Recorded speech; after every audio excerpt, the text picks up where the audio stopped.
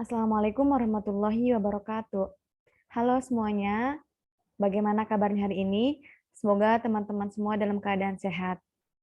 Yang saya hormati, Bapak Karolus Yosef Wetilawangi, Eskep Nurse MHKes, selaku dosen pengampu dari mata kuliah Asuhan Kebidanan pada Perempuan dan Anak dengan Kondisi Rentan. Baik, sebelumnya perkenalkan nama saya Eka Sulingkar. Saya merupakan salah satu mahasiswi dari program studi Sarjana dan Pendidikan Profesi Bidan Universitas Paletehan yang saat ini tengah menempuh sebagai mahasiswa semester 6. Baik, pada kesempatan kali ini saya akan membahas tentang promosi kenormalan pada ibu dengan anak berkebutuhan khusus. Baik, untuk pendahuluan yang pertama adalah anak berkebutuhan khusus atau disebut juga dengan special needs children. Children merupakan anak yang mengalami kelainan dalam proses pertumbuhan dan juga perkembangannya dibandingkan dengan anak-anak lain seusianya. Nah, selain itu juga tingkat prevalensi atau angka kejadian dari anak berkebutuhan khusus menurut data terbaru di Indonesia itu tercatat mencapai 1.544.184 anak dengan 330.764 anak atau sekitar 21,42% berada dalam rentang usia 5-18 tahun. Dan dari jumlah tersebut hanya 85.737 anak berkebutuhan khusus yang bersekolah. Maka dengan adanya keterbatasan yang dimiliki anak ini akan membuat ibu mengalami kesulitan dalam pengasuhan atau pola asuh apa yang akan diberikan untuk anak berkebutuhan khusus ini. Sehingga ibu dengan anak berkebutuhan khusus diperlukan adanya pemberian informasi mengenai bagaimana pola pengasuhan yang tepat, yaitu melalui promosi kesehatan atau kenormalan. Nah, baik untuk pembahasan kita pada kali ini, yang pertama itu adalah definisi, di mana definisi sudah kita bahas sebelumnya di pendahuluan tadi, yang pastinya anak berkebutuhan khusus ini memiliki karakteristik yang khusus, yang pastinya berbeda dari anak seusianya. Nah, adapun penyebab dari anak berkebutuhan khusus itu ada 3. Yang pertama adalah penyebab prenatal. Terjadinya kelainan selama kehamilan atau sebelum persalinan ini biasanya terjadi oleh 2 faktor. Yang pertama itu adalah faktor internal seperti genetik atau keturunan dan juga faktor eksternal dari ibu. Lalu yang kedua ada perinatal.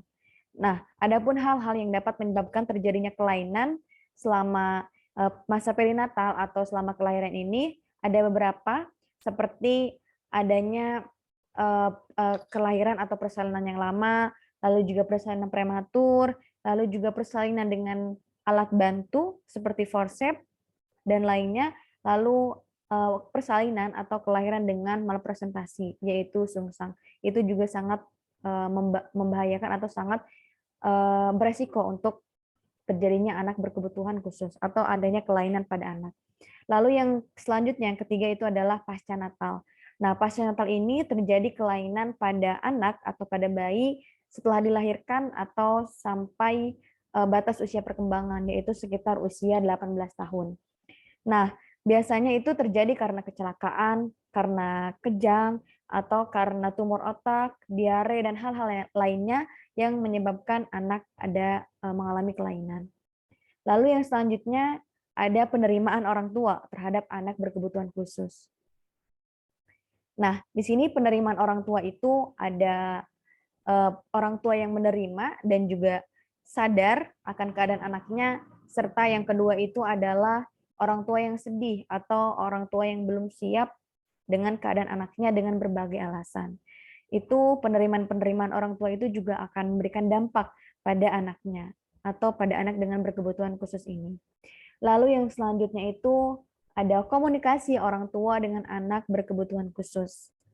Nah, komunikasi yang baik itu akan terjalin apabila adanya penerimaan yang baik dari orang tua, sehingga akan menghasilkan hubungan emosional yang baik. Namun sebaliknya, jika orang tua belum menerima atau belum dapat menerima dalam atau situasi dari kondisi anaknya, maka akan mengakibatkan hubungan emosional yang tidak baik juga, sehingga akan memperburuk terhadap psikologis anaknya dan juga akan berdampak kepada fisik dari anaknya. Nah, yang selanjutnya itu ada optimisme ibu dengan anak berkebutuhan khusus. Secara umum, kebermaknaan dan optimisme hidup pada ibu yang mempunyai anak berkebutuhan khusus itu termasuk dalam kategori tinggi.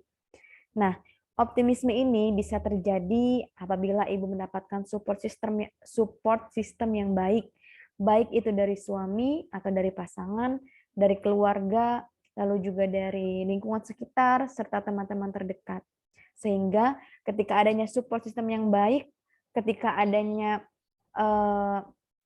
kata-kata yang baik terhadap ibu dengan anak berkebutuhan khusus ini, maka ibu akan menjadi lebih semangat dalam memberikan pola asuh yang terbaik untuk anaknya, sehingga optimisme dan juga kebermaknaan ibu akan lebih baik. Lalu yang selanjutnya adalah strategi coping. Nah, seperti yang kita ketahui, ibu dengan anak berkebutuhan khusus pastinya akan lebih mudah emosional, akan lebih mudah stres. Mengapa demikian? Karena ibu dengan anak berkebutuhan khusus ini akan menerima banyak sekali omongan-omongan negatif dari lingkungan sekitar. Selain itu juga ibu khawatir, cemas akan keadaan anaknya dan bagaimana pola pengasuhan yang baik. Sedangkan informasi-informasi yang ibu terima, informasi-informasi yang ibu dapatkan mungkin masih kurang untuk memberikan pola asuh yang terbaik terhadap anaknya ini. Sehingga ibu akan mudah emosional, ibu akan akan lebih mudah emosional, terus juga tidak bisa mengontrol emosionalnya, sehingga bisa terjadi stres dan hal-hal lainnya. Maka dibutuhkan yang namanya strategi coping atau pengelolaan stres. Adapun hal yang bisa dilakukan, hal yang sederhana, yang pastinya itu adalah mendekatkan diri kepada Tuhan Yang Maha Esa, sehingga nantinya akan ada timbulnya kesadaran, sehingga mau menerima anaknya, dan juga akan lebih bisa mengelola emosionalnya. Lalu yang selanjutnya adalah klasifikasi dari anak berkebutuhan khusus. Itu ada 6 klasifikasi. Yang pertama ada gangguan sosial dan emosional, lalu ada gangguan perilaku, ada gangguan fisik, lalu berdasarkan gangguan komunikasi, berdasarkan kesulitan belajar, dan juga berdasarkan anak yang berbakat. Nah, anak berbakat ini juga termasuk ke dalam anak berkebutuhan khusus, karena mungkin kita anggapnya ini adalah berbeda dari anak yang lainnya, atau biasanya kita sebut anak yang luar biasa gitu ya. Tetapi ini termasuk ke dalam anak yang berkebutuhan khusus, karena itu tadi, karena karakteristiknya yang berbeda dari anak yang seusianya, atau anak pada umumnya. Lalu yang pembahasan selanjutnya yang tidak kalah penting dari pembahasan kita kali ini adalah tentang peran bidan dalam penata laksanaan ibu dengan anak berkebutuhan khusus. Nah, apa saja peran bidan untuk lebih meringankan kondisi ibu atau kecemasan ibu dengan anak berkebutuhan khusus?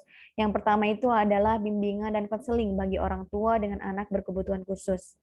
Seperti yang kita ketahui, ibu dengan anak berkebutuhan khusus sangat sekali membutuhkan support system yang baik. Yang salah satunya itu adalah dari tenaga kesehatan, yaitu bidan.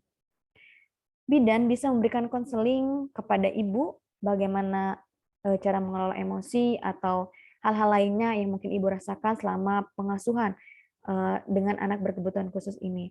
Namun, jika memang masalahnya sudah di luar dari kewenangan bidan atau mungkin masalahnya itu membutuhkan seorang ahli dalam bidangnya, maka bidan harus memberikan fasilitas atau memfasilitasi ibu untuk bisa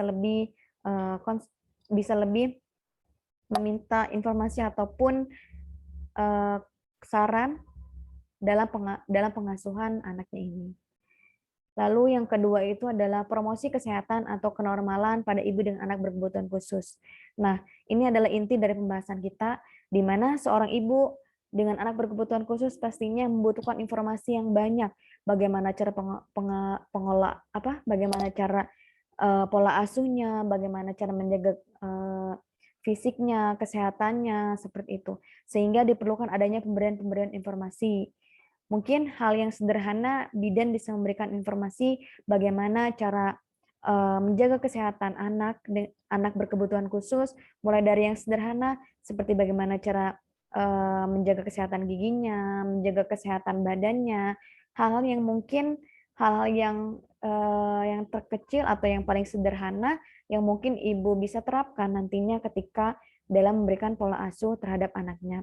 Dan yang pastinya ketika kesehatannya baik, fisiknya baik, maka juga nanti akan berdampak pada psikologisnya, sehingga anak dengan berkebutuhan khusus ini dapat melangsungkan kehidupannya secara optimal. Nah, ini adalah referensi yang saya gunakan ketika pengambilan materi atau pengambilan teori-teori. Baik, terima kasih. Mungkin itu saja yang dapat saya sampaikan. Mohon maaf bila tadi dalam penyampaian materi masih banyak kekurangan. Mohon masukan dan sarannya. Terima kasih. Wassalamualaikum warahmatullahi wabarakatuh.